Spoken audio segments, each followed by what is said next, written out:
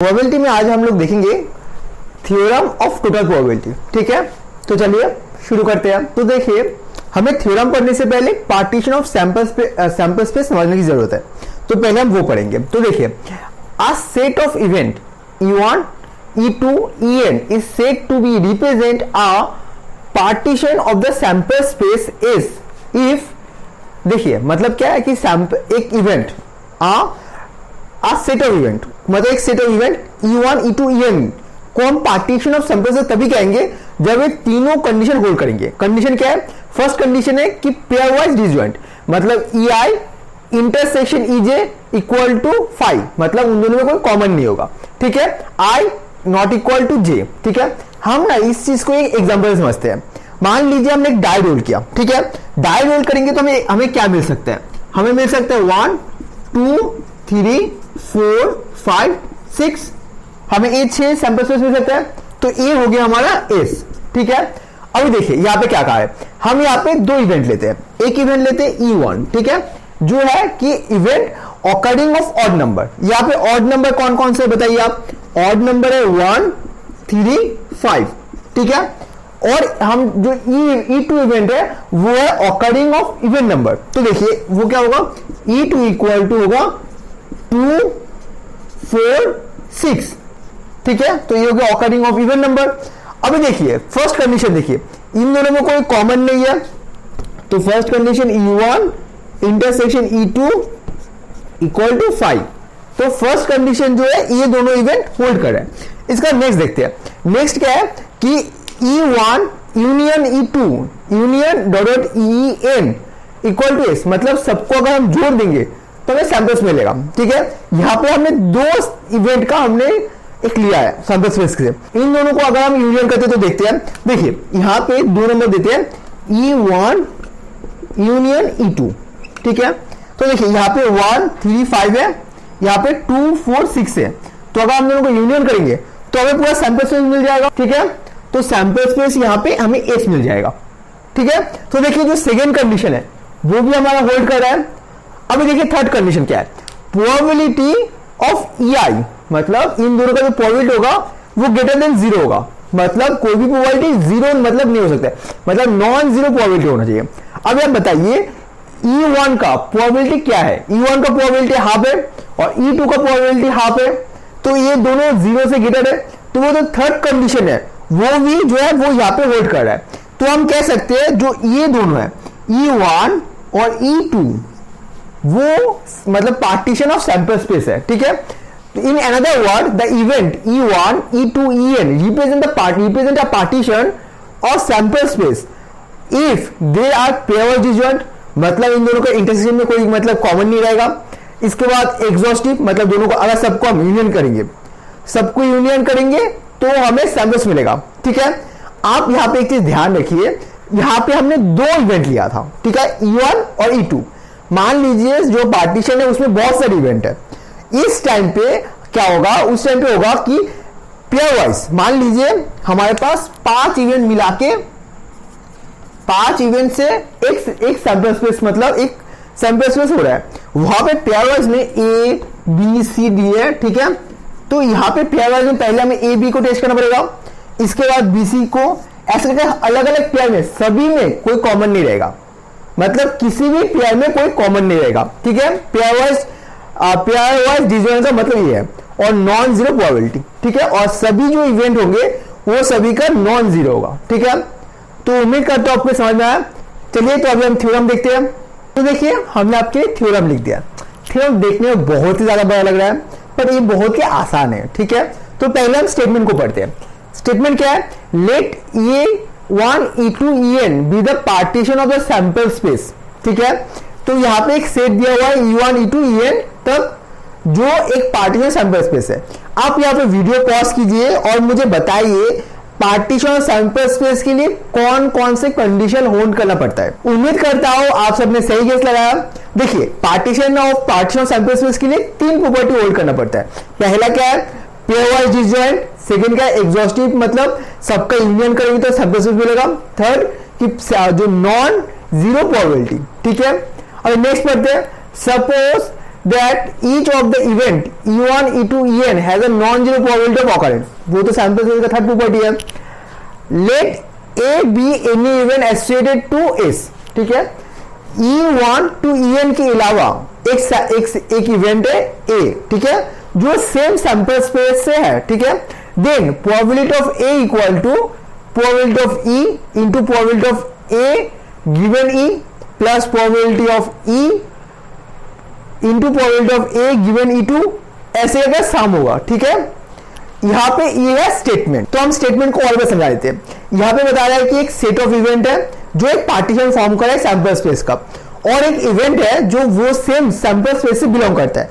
तो जो probability of ए होगा, मतलब वो जो अलग इवेंट होगा, वो क्या होगा, summation J1 to n probability of event, probability of E J into probability of A given J. ठीक है, तो अभी हम इसको प्रूफ देखेंगे. तो देखिए, हमने पहले क्या लिखा, हमने यहाँ पे लिखा E1, E2, En का जो पार्टीशन सैंपल स्पेस, ये हमारा गिवन दिया हुआ है.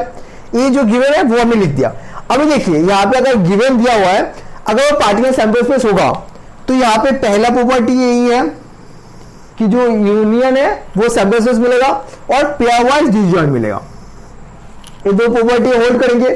अभी देखिए, हमने एक इवेंट लिया है, ठीक है, ए. अभी देखिए, ए को हम कैसे लिख सकते हैं, A equal to A intersection S. मान लीजिए, आप ऐसे समझिए, एक सैंपल स्पेस है. ठीक है, ए है सैंपल स्पेस, ये पूरा सैंपल स्पेस एस डिनोट करे. ठीक है, और ए एक इवेंट है. अभी अगर हम जो सैंपल स्पेस यहाँ पे ए है, अगर मैं इन दोनों में कॉमन निकालू, तो बस कॉमन क्या है, ए पोर्शन ही कॉमन है, मतलब वो तो इक्वल टू ए है. तो हम ए को क्या लिख सकते हैं, A equal to A intersection S, मतलब जो सैंपल स्पेस है. अब आप देखिए, मैंने एस इक्वल मैंने ये लिखा है कि जो अगर सभी इवेंट को अगर हम यूनियन करेंगे तो हमें पूरा सैंपल मिल जाएगा. तो देखिए, हम नेक्स्ट में वही लिखे है, तो पूरा सैंपल मिल गया. तो देखिए, यहाँ पे ए इंटरसेक्शन है और ब्रैकेट के अंदर जितने भी टर्म है सब में यूनियन लिखा हुआ है. तो इसको वैसे लिख सकते हैं, यहाँ पे हम ए जो A intersection E1 union A intersection E2 union ऐसे हम लिख सकते हैं. ठीक है, तो देखिए, यहाँ पे जो यहाँ पे होगा, यहाँ पे जो ए इंटरसेक्शन EI है और ए इंटरसेक्शन BJ है, उसको क्या रिस्पेक्टिवली क्या रिप्रेजेंट कर रहा है, EI और BJ रिप्रेजेंट कर रहा है. कैसे रिप्रेजेंट कर, देखिए आप ऐसे समझिए, हमने जो पढ़ा था उसके हिसाब से हमने पढ़ा था कि जो सैंपल स्पेस में पार्टीशन होगा तो दोनों में पेयरवाइज डिसजॉइंट होगा. पेयरवाइज डिसजॉइंट मतलब दोनों में कोई टर्म कॉमन नहीं होगा. तो देखिए, ये हो गया E1 और ए हो गया E2. ठीक है, दोनों में कोई कॉमन टर्म नहीं है. अब आप मान लीजिए एक इवेंट है ए. ठीक है, ऐसा एक इवेंट ए. अभी इसमें जो कॉमन है वो यहाँ पे है और यहाँ पे जो कॉमन है वो यहाँ पे, वो दोनों भी जो होगा वो पेयरवाइज डिसजॉइंट होगा. क्योंकि देखिए, यहाँ पे कोई भी टर्म कॉमन आ ही नहीं सकता है, क्योंकि E1 और E2 में कोई टर्म कॉमन नहीं था. तो उनका जो पेयर, मतलब उनमें जो पेयरवाइज डिसजॉइंट होगा, मतलब ए इंटरसेक्शन EI और ए इंटरसेक्शन EJ, वहां पर भी कोई कॉमन टर्म नहीं मिलेगा हमें. तो हम इसे कह सकते हैं कि ये दोनों टर्म भी है वो भी पेयरवाइज डिसजॉइंट है. ठीक है, वैसे ही हमें अभी देखिए, तो यहां पे हम कैसे लिख सकते हैं, probability of A, probability of A equal to, यहाँ पे प्रोबेबिलिटी ऑफ ए हो जाएगा, मतलब प्रोबेबिलिटी ऑफ ए, मतलब ये टर्म को लिख सकते हैं, ए लाइन को लिख सकते हैं प्रोबेबिलिटी. अब ये देखिए, यहाँ पे जो सारे टर्म है वो पेयरवाइज डिसजॉइंट है और यहाँ पे यूनियन है, तो सारे जगह प्लस आ गए. ठीक है, अब देखिए, हमने आपको mathematical multiplication rule of probability पढ़ाया था, जिसमें हमने देखा था कि अगर कंडीशनल प्रोबेबिलिटी हो तो उसको हम कैसे लिख सकते हैं, कंडीशनल प्रोबेबिलिटी को हम लिख सकते हैं probability of A intersection EI equal to probability of EI into probability of A given EI. ठीक है, उसी चीज को हम यहाँ पे यूज किए और हमारा जो थ्योरम था वो प्रूव हो गया. ठीक है, यहाँ पे आपको थ्योरम में जो है ना, आपको वो स्टेटमेंट समझना है. स्टेटमेंट क्या है, पहले हमने सेट ऑफ इवेंट लिया जो पार्टीशन है सैंपल स्पेस के लिए, उसी सैंपल स्पेस से एक इवेंट है ए. तो जो वो प्रोबेबिलिटी ऑफ ए होगा वो ये कंडीशन होगा, क्या होगा, probability summation J1 to n probability of EJ into probability of A given EJ. ठीक है, अभी यहाँ पे बस बहुत ही माइनर कैलकुलेशन है, आप बस थोड़ा सा आपका अगर कॉन्सेप्ट क्लियर होगा तो आप कर सकते हैं. जैसे यहाँ पे देखिए, आपको पहले हमने क्या किया, पार्टीशन के जो मतलब प्रॉपर्टीज हमने वो लिखा है कि जो एग्जॉस्टिव होगा कि यूनियन करेंगे तो हमें पूरा सैंपल सेट मिलेगा, और दूसरा जो अगर हम उनमें पेयरवाइज डिसजॉइंट होगा, ठीक है। यहाँ पे हमने ए को हमने ऐसे लिखा है कि ए इंटरसेक्शन एस लिख सकते हैं। एस को हमने पहले रिप्रेजेंट किया हुआ है, उसी को हम रिप्लेस किए। इसके बाद हमें बस आपको जो मतलब आपको दिमाग में रखना है वो रखना है, ये वाला चीज कि दोनों में कोई टर्म मतलब कॉमन नहीं रहेगा, ठीक है। तो उम्मीद करता हूं आपको समझ में आया है। तो चलिए हम नेक्स्ट देखते हैं। हमने जो थ्योरम पढ़ा था वो देखने में बहुत ही बड़ा था, पर वो इतना डिफिकल्ट नहीं है। हम अभी एक प्रॉब्लम सॉल्व करेंगे जिससे आपके दिमाग में जो भी कंफ्यूजन है थ्योरम को लेके वो आपका क्लियर हो जाएगा, ठीक है। तो पहले हम क्वेश्चन पढ़ते हैं। तो देखिए हमने आपके लिए क्वेश्चन लिख दिया है। A person has undertaken a construction job, the probability are 0.85 that there will be strike, 0.80 that the construction job will be completed on time if there is no strike, 0.32 that the construction job will be completed on time if there is a strike. Determine the probability that the construction job will be completed on time. ठीक है। तो यहाँ पे दो चीज है, एक है कि हमें कंस्ट्रक्शन वर्क कंप्लीट करना है, दूसरा है कि स्ट्राइक होने से क्या इफेक्ट होगा और स्ट्राइक ना होने से क्या इफेक्ट होगा, ठीक है। तो यहां पे हम पहले लेते हैं कि जो एक इवेंट लेते हैं हम, जो है कि जॉब कंस्ट्रक्शन जॉब टाइम में कंप्लीट होगा। तो देखिए हमने एक इवेंट लिया है जो दिखाता है कि जो construction work will complete on time. अब हम दूसरा एक इवेंट लेंगे बी, जिसका मतलब होगा कि देयर विल बी स्ट्राइक, ठीक है। तो देखिए अभी हमारे पास गिवन क्या है, हमें पहले वो देखना है। तो देखिए हम गिवन लिख लेंगे पहले। अब जब भी कोई क्वेश्चन सॉल्व करेंगे सबसे पहले आपको ध्यान रखना है कि आपको गिवन अच्छे से क्लियर होना चाहिए। यहां पे पहले दिया हुआ है the probability that 0.65 that there will be strike, ठीक है। तो देखिए यहां पे प्रोबेबिलिटी ऑफ बी मतलब स्ट्राइक होने का प्रोबेबिलिटी हमें पता है कितना है, 0.65, ठीक है। तो हमें अगर हम 1 से 0.65 को माइनस कर देंगे तो हमें पता चल जाएगा कि कितने परसेंट स्ट्राइक ना होने का प्रोबेबिलिटी है, ठीक है। तो हम वो निकाल लेंगे। तो देखिए हम यहाँ पे प्रोबेबिलिटी ऑफ बी कॉम्प्लीमेंट मतलब स्ट्राइक नहीं होगा उसको देखेंगे। तो क्या होगा 1 माइनस 0.65 जो है 0.35, ठीक है। तो देखिए 0.80 that the construction job will be complete on time if there is a no strike, ठीक है।